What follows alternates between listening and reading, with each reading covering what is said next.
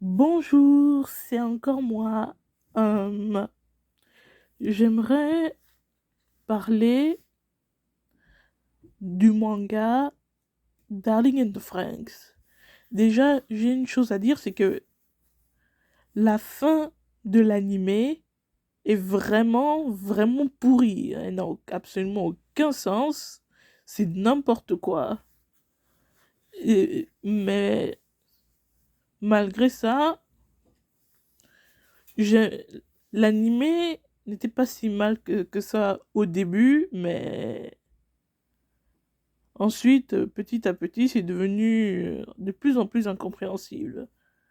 Et en plus, le fait que les deux protagonistes se soient réincarnés alors que tous les autres ont pu se marier et avoir des enfants était assez frustrant vu que tout ce qu'ils ont dû subir pour enfin être ensemble. Heureusement, il y a le manga. Déjà, pour commencer, j'aimerais dire que la seule raison pour laquelle j'ai décidé de lire ce manga, c'est uniquement parce que ça propose une bien meilleure fin que la fin de l'animé. Cependant, j'aimerais donner un avertissement. L'illustrateur du manga de Darling in the Franxx, c'est l'auteur de To Love Ru, l'un des mangas les plus pervers et les plus obscènes que j'ai jamais lu de toute ma vie.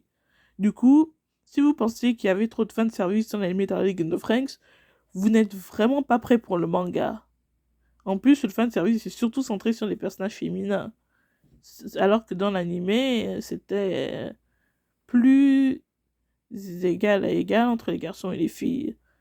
Bref, Darling in the Franxx, c'est pas un animé parfait, mais honnêtement, tous les problèmes que j'ai avec l'animé sont réglés dans le manga, même si ce manga est très très pervers et c'est assez embarrassant à lire.